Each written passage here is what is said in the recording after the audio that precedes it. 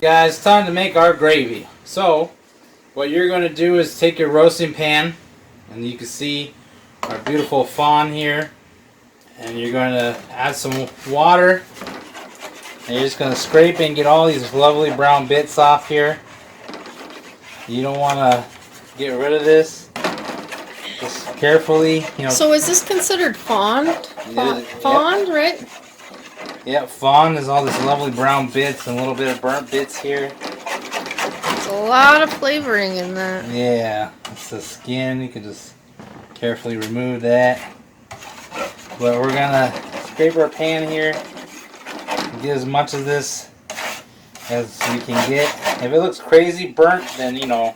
Kind of leave that area alone. Yeah, don't get that part. But if it's just nice and brown, earthquake! All right, now that our earthquake was over, just kidding, just some technical difficulties really quick, but just gonna scrape this lovely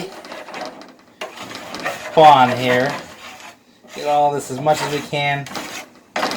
That looks pretty good. We're gonna save this, and I'm gonna show you how to make the stock, and then we're gonna add this in there, and then go from there. All right, so just melt a little bit of butter. Get that turkey neck in here. Get our about half a cup of onion and celery and carrots. Just chop it up. You don't need to do anything crazy.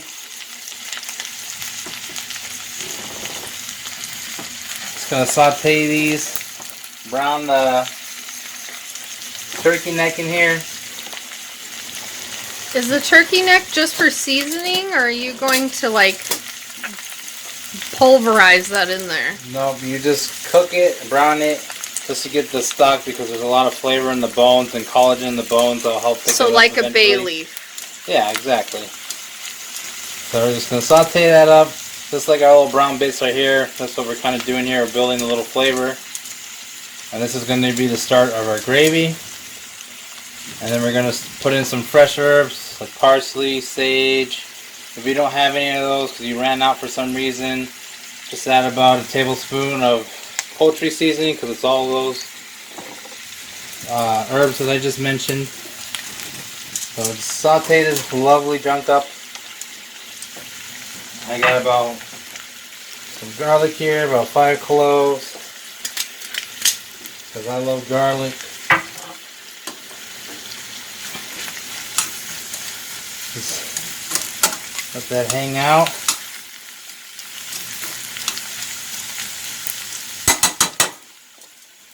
Oh yes! That smells awesome. Beautiful. I can't wait until everything's all done and put together. It's gonna be amazing.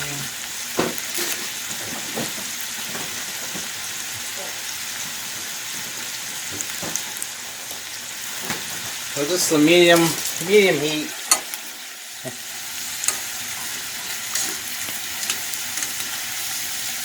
Get some nice color on our turkey neck here. This is actually my favorite part.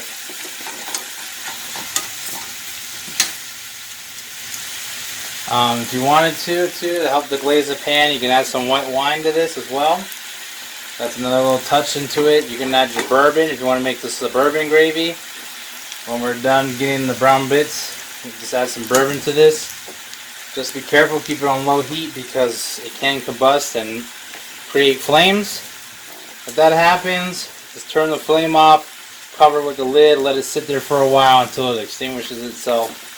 What do you use to extinguish a fire in a kitchen? A fire extinguisher? Well, besides the fire extinguisher. If you have a grease fire, I always like to keep baking soda with me.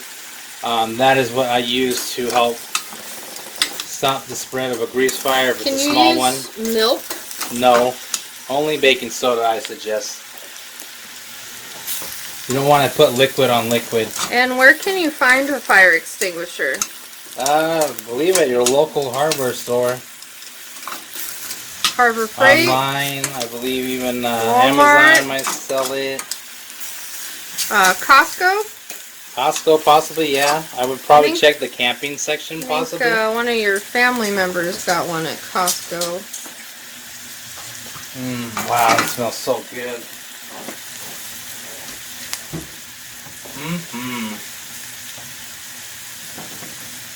Yeah, I know you can definitely get it online, that's for sure. That's a gimme. Yeah, if you can afford to get an actual extinguisher, I would, but if you can't, as he said, keep some baking soda around.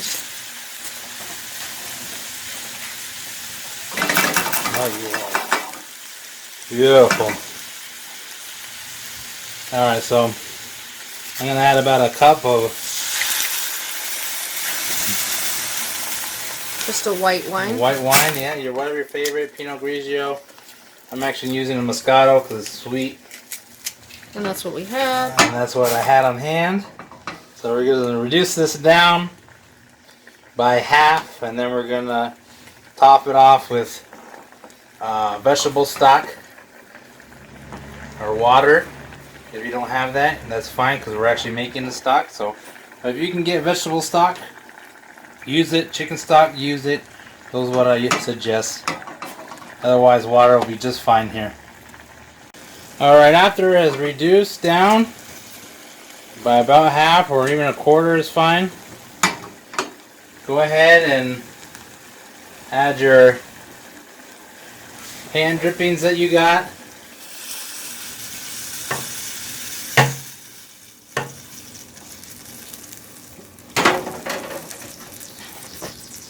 And then I'm going to add about 2 to 3 cups of water here. You can also saute the gizzards and the heart, but I'm just going to throw it in there and let it poach. And then I'm also just going to add about a tablespoon or so, or even 2 teaspoons more of our poultry seasoning here. And then a couple of bay leaves as well.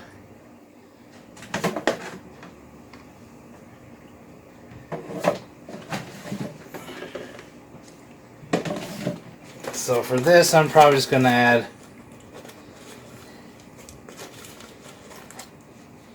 about two bay leaves to give that background note. So I got 1,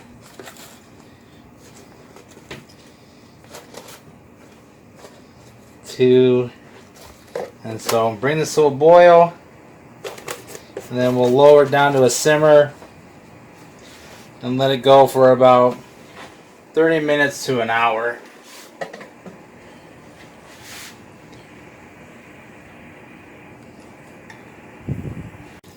Alright, now that it's come to a boil, we're going to lower our heat just to a slow bubble action. We call that a simmer. And every once in a while, just check on it. And you see all this weird gunk on the top here from our bones and fat. You're just going to skim that off. You don't need any of this, so every once in a while when you come through and just skim off this foam. This is all the yuck. So just skim that off and let this go for about 30-40 minutes, and we'll have some nice turkey stock to start our gravy. Okay. Our gravy has come. It's time. We're going to strain out all the big stuff, and then we're going to pour it here into our fat separator, which is really nice because I'll collect everything that we don't want in it. So and you can see all the oils and stuff are going to rise to the top. And then when you squeeze it, and all the juice and the flavor will come out of this and leave the oil and the fat on the top. So we'll let this sit here for just a couple of minutes here while we make our roux, so that way all the fat and the oil can take its time to rise to the top. Alright, so when making a roux, you want equal parts of fat. So I have 2 tablespoons of butter, I got 2 tablespoons of all-purpose flour. We're going to whisk this, we're going to cook this flour. And while doing this, we're going to make sure that we don't have any lumps in our gravy. And you want to cook our flour here to get that raw flour taste out of it. So just on a medium heat, we're going to cook this until it kind of has this nice little nutty flavor to it. And then too, this is really big in the French cuisine. They use this a lot to thicken gumbos, stews. You know, you can thicken your mac and cheese sauce with this. But if you want to make this gluten-free, all you need to do is make it with cornstarch. And you'll mix that with a little bit of cold water. And mix the cornstarch together until it forms a nice little paste, which is called a slurry. And that will thicken it up. The only difference is this one will thicken up when it cools down. So when we add the liquid and it starts cooling down, it'll get thicker. Whereas you need to bring to a boil the liquid when you add the slurry, and then that's how it will activate, is when it finally comes to boil. So there's many different stages to this roux. This is right now, it's called a blonde stage because it's nice and white and yellow and pale. And it'll get really, really dark and really intensify in flavor.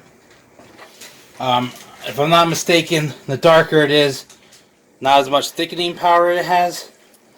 Whereas the lighter blondes here can thicken quite a bit. So we have about 2 cups of our gravy. I got 2 tablespoons of flour, 2 tablespoons of butter, fat. You can even use oil, but butter has that nice flavor. So if you want to make this gluten-free, you're going to want to use a cornstarch slurry. So there we go. Has a nice little nutty aroma to it.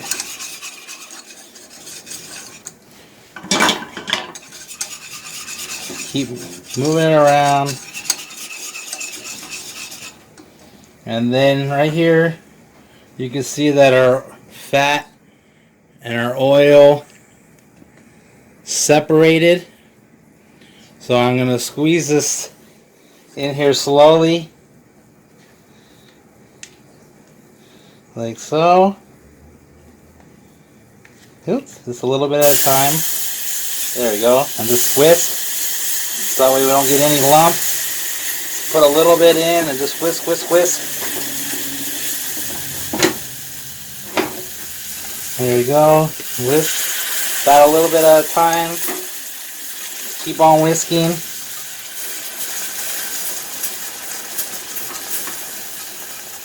Like so. There we go. Nice.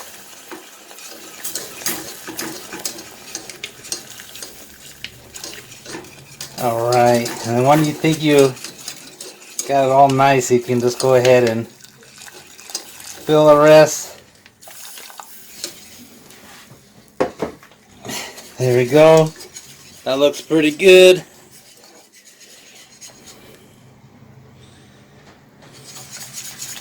So we're going to bring this to a boil real quick. And then I'll shut it off. And as this cools, it'll thicken up. And that's what we want. And if it gets really, really thick on you, and just add a little water, add a little more stock, whatever you have on hand or can make to help thin it out to the consistency that you would like. So just bring this to a quick boil. Just stir. Taste it for seasoning. I don't like to season my stocks until the very end. So that way if I reduce it down too much, it won't taste all like salt. So I can always add salt. It's really hard to take it away. So I added about 2 teaspoons of salt at the end of the stock. That seems to be okay. Alright, it's now come to a boil here.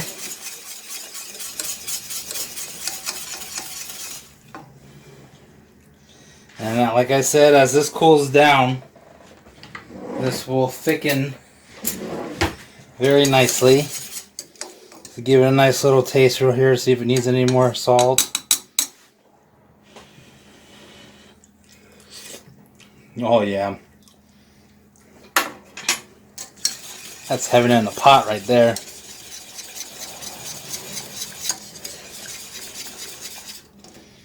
So as soon as that cools down, it will thicken. So right now you can see it's kind of watery. But wait a couple of minutes and this should thicken up quite nicely.